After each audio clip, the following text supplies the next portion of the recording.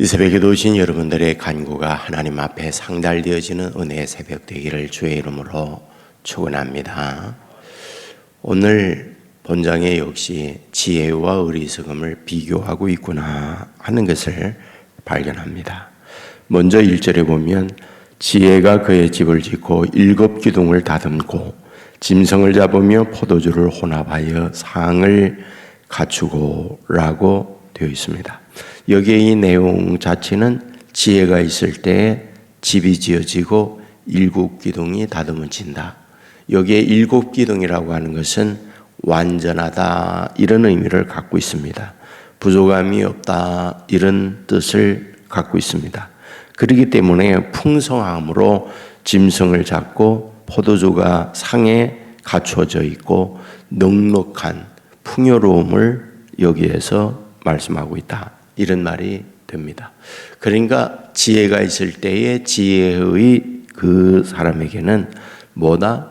사람도 모이고 경제적 여유도 함께 따라오고 있더라라고 말씀을 합니다. 그리고 4절에 보면 어리석은 자는 이리로 돌이키라. 또 지혜 없는 자에게 이르기를 너는 와서 내 식물을 먹으며 내 혼합한 포도주를 마시고 라고 되어 있습니다. 무슨 뜻일까요? 여유로움이죠. 넉넉함이죠. 지혜로움이 있을 때에 지혜가 없는 어리석은 자를 품어내는 그들을 함께 잔치에 동참시키는 그래서 내 것을 그들에게 나누어 주는 이런 여유로움을 우리에게 보여주고 있다. 이런 말이 됩니다. 자, 그런데 이에 대하여 어리석은 자는 어떠할까? 18절에 보면 오직 그 어리석은 자는 죽은 자들이 거기에 있는 것과 그 객들이 소울 깊은 곳에 있는 것을 알지 못하느니라 라고 되어 있어요. 특별히 알지 못한다. 어리석은 자의 가장 맹점은 깨닫지 못하는 거예요. 보여주고 들려주고 많은 경험을 하게 하지만은 그 속에 담겨 있는 하나님의 비밀과 우리에게 주고자 하는 하나님의 메시지 이런 것들을 깨닫지 못한다. 이것이 어리석은 자라고 말하고 있죠. 여러분 예수님께서 오셔서 늘 말씀을 많이 하십니다. 그 말씀을 많이 하실 때에 우리에게 잘 알고 있는 말씀 중에 하나가 씨 뿌리는 비유 아니겠습니까? 마태복음 13장에 보면 씨 뿌리는 비유의 말씀을 하셨어요. 사실 씨 뿌리는 비유의 내용을 보면 그리 깊은 비밀이 있는 것처럼 보이지는 않습니다. 왜? 농부가 씨를 뿌리는데 당시의 씨 뿌리는 당시 현상, 상황이 어떠하다고요? 어떤 씨는 길가에, 어떤 씨는 돌짝밭에, 어떤 씨는 가시밭에, 어떤 씨는 옥토에 뿌려지는 것. 그거는 당시 농사하면서 사람들이 일반적으로 있었던 상황의 현상이었어요. 그런데 예수님께서 그런 눈에 보이고 있는 상황적 현상을 말씀을 하면서 뭐라고 말씀합니까? 여기에 밭이라고 하는 건 마음을 말하는 것이고 씨라는 것은 말씀을 말하는 거다. 그리고 말씀에 씨앗이 뿌려질 때에 다 사람의 마음에 골고루 다 뿌려지는 건 아니다. 어떤 마음밭은 돌밭과 같고 길가와 같고 가시밭과 같은 마음이 있다. 이런 말씀을 하셨어요. 그렇게 깊은 통찰이 있는 말씀이라고는 생각할 수는 없죠. 그런데 이 말을 들었던 제자들이 물어봅니다. 그게 무슨 의미입니까?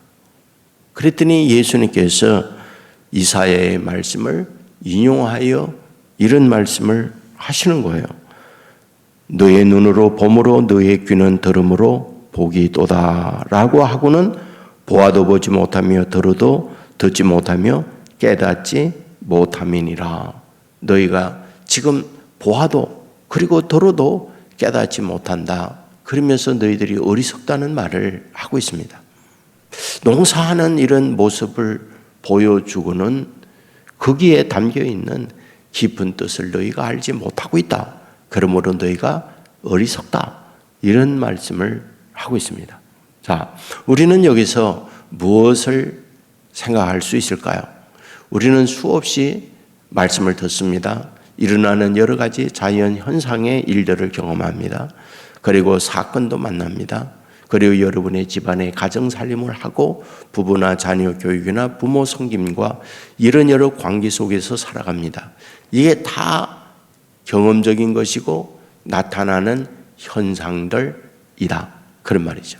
그런데 여기에서 지금 말하려고 하는 것은 그것은 단순하게 보이는 그런 것만이 아니라 거기에 담겨 있는 깊은 의미가 있다.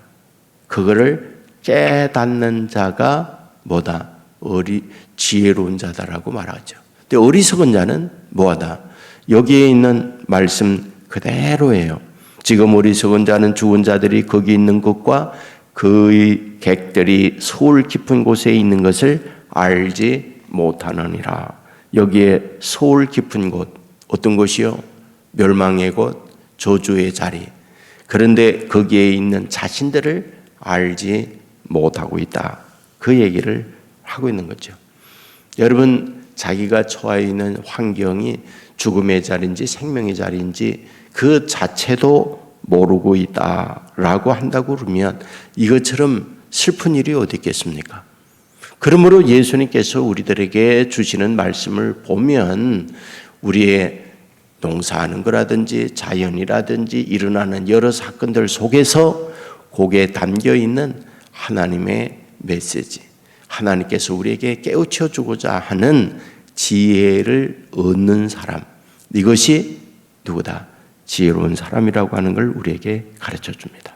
사실 성경을 쭉 읽어보면 성경에는 이런 내용들로 가득 차 있어요.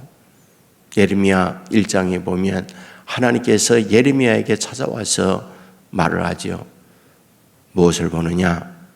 그랬더니 제일 먼저 보는 것이 살구나무를 봅니다. 이렇게 얘기해요. 두 번째 물어보죠. 또 무엇을 보느냐? 저 북쪽에 끓는 가마가 있는 걸 봅니다. 그 끓는 가마가 지금 남쪽을 향하여 기울어져 있는 걸 봅니다. 이런 얘기를 해요.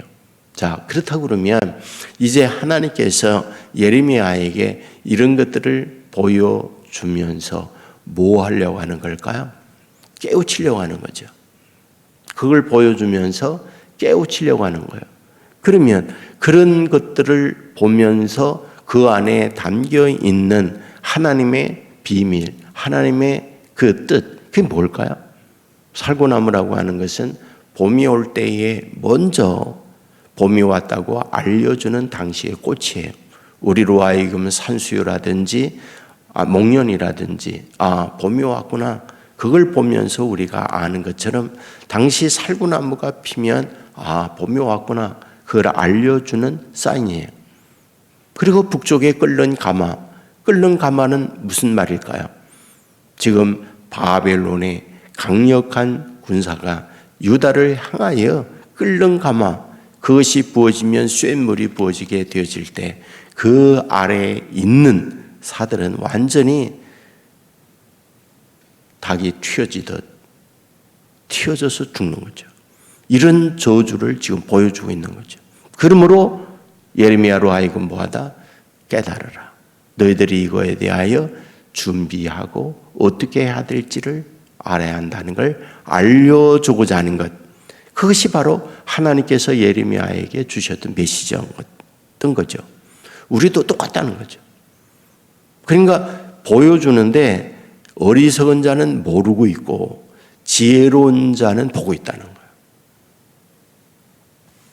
저는 우리 한국이 평안하다 이렇게 말하는 분들 있지만 저는 개인적으로 굉장히 두렵고 염려가 되고 눈물 나는 기도가 됩니다.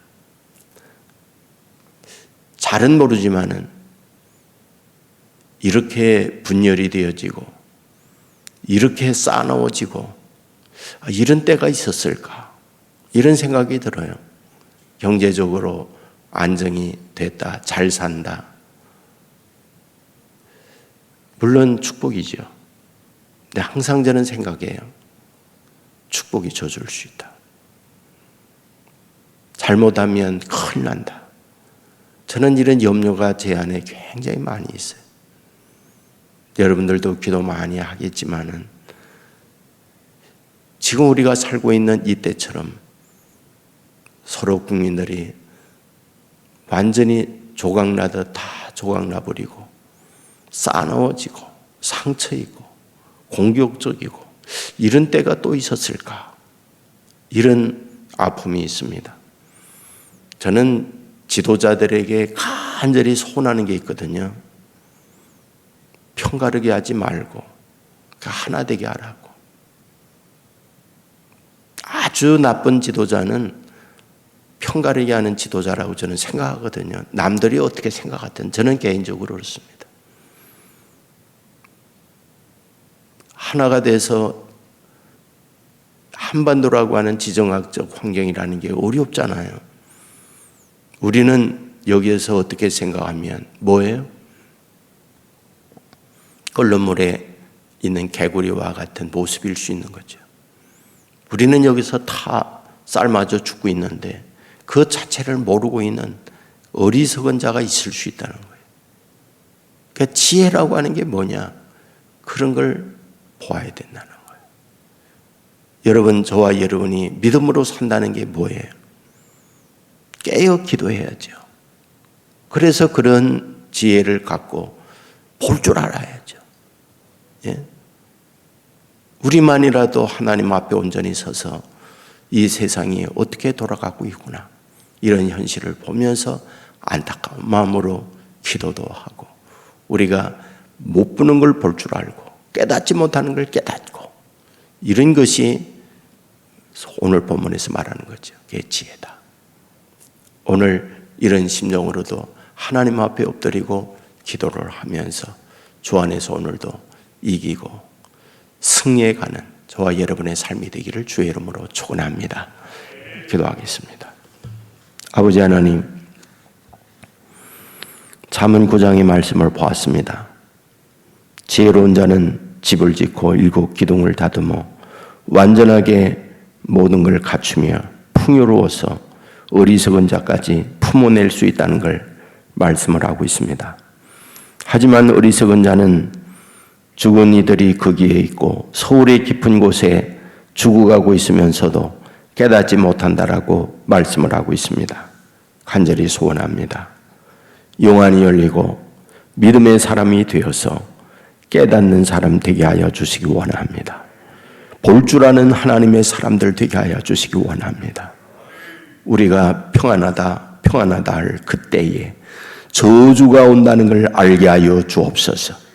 모든 것이 이만하면 됐다, 그럴 때에 섰다고 하는 자는 넘어질까 조심하라, 이런 말씀을 알게 하여 주옵소서.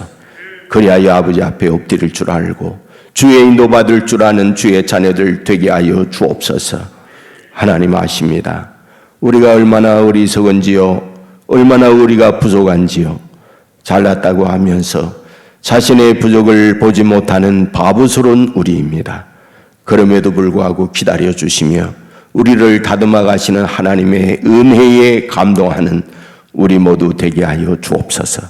부름받은 자녀들 포기하지 아니하시고 언제나 옆에 우시면서 우리와 동행하시면서 우리를 다듬어 주의 형상을 만들어 가시는 줄 믿습니다. 주여, 원하 없는 것은 진흙과 같이 빚어 주의 형상을 만들어 주시옵소서. 어디에 뭘 하든지 우리 믿는 성도들 때문에 세상이 변화되게 하시고, 믿는 성도들 때문에 세상이 화합이 되어지고 하나가 되어지고 이 나라가 주님이 기뻐하는 나라가 되도록 축복하여 주옵소서. 오늘도 주님 앞에 기도하는 주의 종들의 기도가 있어 우리 가정과 우리 교회와 우리 나라가 든든히 서간다는 자부심과 긍지를 가지고 아버지 앞에 믿음으로 구하는 성도들 되게 하여 주옵소서. 병상에 아파하는 자녀들이 있습니다. 도와주시기 원합니다. 붙들어 주시기 원합니다. 만져주시기 원합니다. 영육의 강건한 은혜를 내리워 주옵소서. 가정의 화목을 원하지만은 여러 가지 문제로 불행하고 다툼이 있고 힘들어하는 가정들도 있습니다.